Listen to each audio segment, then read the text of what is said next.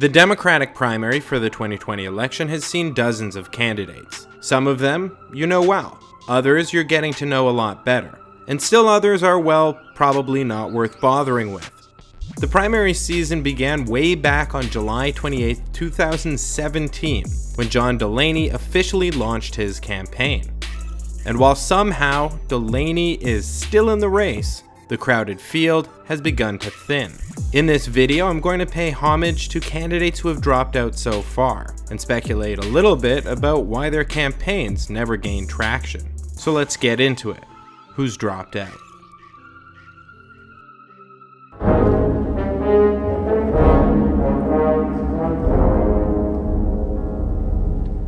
Richard Ojeda launched his campaign on November 11, 2018, and dropped out on January 25, 2019, meaning his run began early and ended quickly. The West Virginia state senator was best known for his 2018 run for the U.S. House of Representatives against Carol Miller. During that race, Ojeda would appear in Michael Moore's documentary Fahrenheit 11/9, even making the trailer. I'm sick and tired of people telling me that America's the greatest country because we can whip your ass. And I don't give a who you are. I'll fight you in the damn street right now. Okay, He would also become somewhat of a meme because of his own astounding campaign commercials. I'm Richard Ojeda, and people say that I'm angry. Tattooed on my back are the names of my brothers that did not come home. What has Carol Miller done? How dare she? She's even profiting from this epidemic, an epidemic that has killed thousands. I approve this message because I am angry. While Ojeda would go on to lose to Miller, his campaign marked a 32-point improvement for Democrats in his district. And this result was no doubt diminished by the fact that President Trump campaigned for Carol Miller. As part of the effort, he pronounced Ojeda's name with a Spanish accent. While the campaign against Miller had captured some national attention for Ojeda, it was by no means enough to excite sufficient support from blue-collar populist progressives, who held out hope at this time for the inevitable announcement of their champion in the 2016 race, Bernie Sanders. With a platform emphasizing extreme anti-corruption policies, such as capping the net worth of public officials to $1 million, Ojeda had no hope of gaining the support of financial elites. According to VoteSmart, his campaign had raised just $14,000. The FEC website lists $0 in contributions and just over $400 in total receipts. At any rate, Ojeda scorned wealthy insiders and failed to inspire real grassroots support. He was a populist without popularity, and thus doomed from the beginning, which is essentially when he dropped out. You know, when I was a kid in grade school, my teachers always said that anyone can grow up and become president. And unfortunately, what I'm starting to realize is that unless you have wealth, influence, and power, it's not going to happen. Eric Swalwell announced his campaign on The Late Show with Stephen Colbert on April 8, 2019, and made one debate appearance. There, he repeated the phrase, "Pass the torch." Despite becoming best known for that line, Swalwell's official campaign slogan was "Go big, be bold, do good." In the end, he was a small, unremarkable candidate who did poorly. It's no surprise his campaign never lit up. The relatively unknown U.S. representative from California's 15th district did little to stand out from the pack. His campaign website offered little in the way of bold policy. Instead, he relied on broad, overarching platitudes, utterly lacking in specifics. For example, here's what his website proposed for the top issue for Democrats: healthcare. Too many Americans still find themselves having to choose between paying rent or paying medical bills, between buying food or buying prescriptions.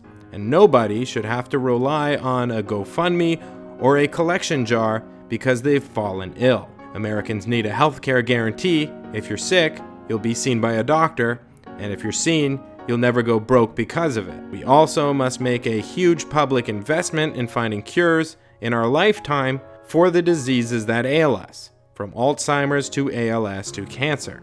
Our technology is surging forward, our innovation is vast, we should focus that on saving lives.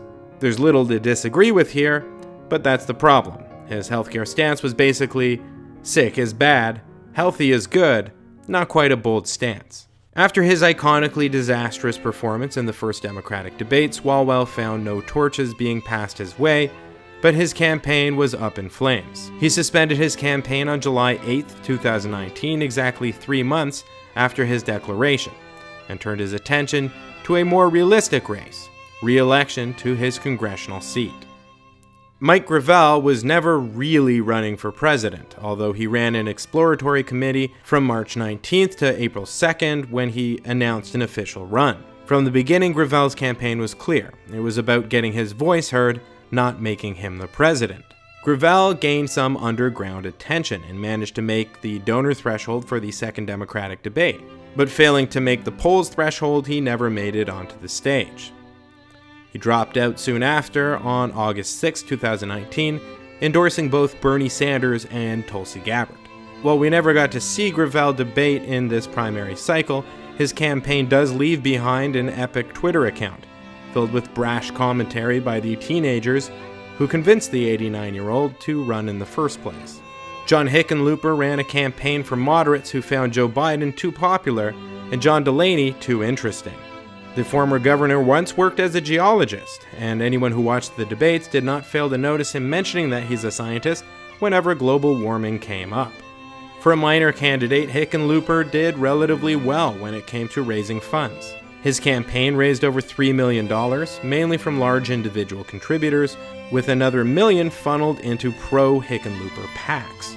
This could have been enough to keep him going, but as the big money donors began to coalesce around major candidates, and Hickenlooper failed to make the third Democratic debate, he set his sights on a more attainable goal. He dropped out of the presidential race on August 15, 2019, and declared a run for U.S. Senate 1 week later. Jay Inslee's campaign slogan was "Our Moment," but this wasn't his. Focusing his efforts on addressing climate change, Inslee's campaign touted his experience dealing with the issue as governor of Washington. He refused to take money from fossil fuel companies, and quite appropriately declared his candidacy at a solar panel warehouse in Seattle. Inslee made it to the debate stage twice, and was in my opinion relatively effective during the second debate. But with so many issues to cover, climate change could only get so much coverage. Inslee felt his issue needed special attention. Back in June, he asked the DNC for a debate focused on climate change. They refused, reminding him that if his campaign participated in someone else's climate change debate, they would be excluded from future DNC debates. Inslee managed to get the support of 53 voting members of the DNC who signed an open letter to Chairman Tom Perez, protesting the DNC's decision to not host a climate debate. Nearing the end of August, it became clear that Inslee would not make the third Democratic debate. On August 21, 2019, during an appearance on The Rachel Maddow Show, Inslee announced he would drop out of the presidential race. The next day, he announced he'd be seeking a third term as governor of Washington state. While Inslee never did get that climate debate, not long after his withdrawal from the race, CNN hosted a 7-hour climate town hall with the 10 top polling candidates who are not Tulsi Gabbard. Seth Moulton teased a run for president, traveling to early primary states Iowa and New Hampshire prior to declaring his candidacy on April 22nd. Before entering politics, Moulton had a decorated career as a Marine, having served 4 tours in Iraq, in which he earned 2 medals of valor. But as a congressman, his main accomplishment seemed to be earning the scorn of top Democrats for opposing Nancy Pelosi's leadership, while nevertheless almost always voting the same way. Politico once quoted a senior Democratic aide as saying of him, "I don't think I've seen a more opportunistic, duplicitous person serving in the House." Despite his reputation for ruthlessness, Moulton's presidential ambitions did not bear the fruits one would expect from a Machiavellian genius. He never polled above 2%, he never made the debate stage, he never really had any discernible effect on the campaign whatsoever. His biggest accomplishment seemed to be distinguishing himself as the most forgettable politician in a field of almost 30 candidates. Moulton dropped out of the race on August 23, 2019. According to NBC News, his allies hope to secure him a spot in the administration if a Democrat wins the presidency. Considering his impact on the race, he'd be lucky to get a meeting at the White House. Kirsten Gillibrand is a more recent Democratic primary dropout. Like Moulton, she failed to secure either popular grassroots support or love from Washington insiders. As a former Blue Dog Democrat and mentee of Hillary Clinton, the progressive wing of the party had a deep and long-standing loathing for Gillibrand, despite her recent advocacy for progressive values, getting money out of politics, fighting for women's issues, and against climate change. The establishment of the Democratic Party, too, had a deep-seated loathing for Kirsten Gillibrand. As Politico reported back in November of 2018, but the still burning resentment among the donor class now confronts Gillibrand as she explores a presidential bid, cutting her off from influential and deep-pocketed contributors and their networks at a time when an expansive 2020 field will compete for their dollars. While the hate, Gillibrand led the charge to call for Al Franken's resignation amid allegations of misconduct. If not for that scandal and his resignation, Franken may well have become a top presidential contender in 2020. He was certainly a powerful tool for Democrats against the Trump administration, with his legendary grilling of Trump's appointees. Who could forget how he demolished Betsy DeVos? And I would like your views on proficiency or growth. I think if I'm understanding your question correctly around proficiency, I would also correlate it to each student is measured according to the advancement that they're making in each subject area. Well, that's growth. That's not proficiency. The proficiency is if they've reached a third grade level for reading. No, I'm talking about the debate between proficiency and growth. Yes. And what your thoughts are on that. I was just asking to clarify then. Well, this is a subject that has been debated in the education community for years. But it surprises me that you don't know this issue.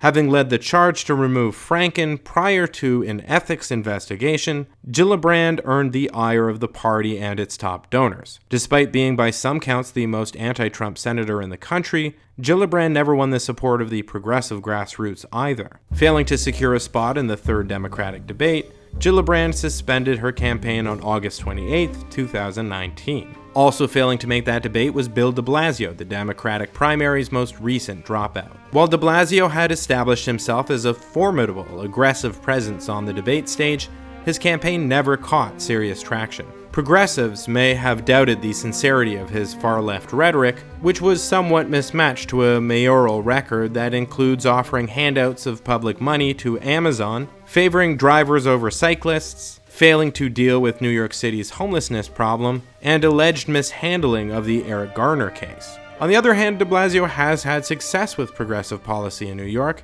expanding paid sick leave, reducing stop and frisk policing, delivering universal pre-K, and raising the city's minimum wage to $15. At any rate, de Blasio began his campaign in the midst of a total lack of support from his existing constituents. One Quinnipiac poll from early April found that 76% of New Yorkers did not want to see him run for president. This matches a polling analysis by 538, which found that unique amongst Democratic candidates, de Blasio became less popular the more voters got to know him. That analysis also found that de Blasio is disliked more than liked by members of his own party, and that he was the most surprisingly unpopular candidate in the entire field. So even if he had managed to make the third Democratic debate, it would have been unlikely for him to find a path forward anyway. De Blasio dropped out of the Democratic primary race on September 20th, 2019. Going forward, candidates will find it more and more difficult to make the debates as standards rise and the money, from donors large and small, concentrates more and more into the coffers of the most popular candidates. Since midsummer, just two candidates, Elizabeth Warren and Bernie Sanders, have pulled away from the bottom of the pack to remain serious challengers for the frontrunner of this race, Joe Biden. As the contest rolls on, we're likely to see many more names added to the list of who's dropped out. You know, when I was a kid in grade school, my teachers always said that anyone can grow up and become president. We can no longer allow a white nationalist to be in the White House. The first thing that I'm going to do when I'm president is I'm going to Clorox the Oval Office. Unfortunately, what I'm starting to realize is that unless you have wealth, influence, and power, it's not going to happen. So did you say those deportations were a good idea? Or did you go to the president and say, this is a mistake, we shouldn't do it? Which one? I was vice president. I am not the president. Joe Biden was right when he said it was time to pass the torch to a new generation of Americans 32 years ago. What did you mean when you said, when a woman works outside the home, it's resulting in, quote, the deterioration of family. It's time to pass the torch. Yeah, I don't want to be president. Yeah. I'm too old. Yeah. Here's the solution. Pass the torch. He should be fired. I'm fired up. Our towns are burning, our fields are flooding, Miami is inundated. Women in America are on fire. Pass the torch. We know from science and physics, I'm a scientist, that it wasn't the airplanes that brought it down. I'm a scientist, so pass the torch. Throw your hands up. Our house is on fire. Pass the torch. Tax the hell out of the wealthy. Put them in cages. 30 seconds. I disagree with both their perspectives. Pass the torch. Oh, I can do it. And you're just using me. Yeah. And I don't mind being used. I was 6 years old. I'd like to ask every American to imagine that you are facing life-threatening surgery tomorrow. How are you going to get on the stage for the third Democratic presidential debate September 12th in Houston? I am ending my campaign for president.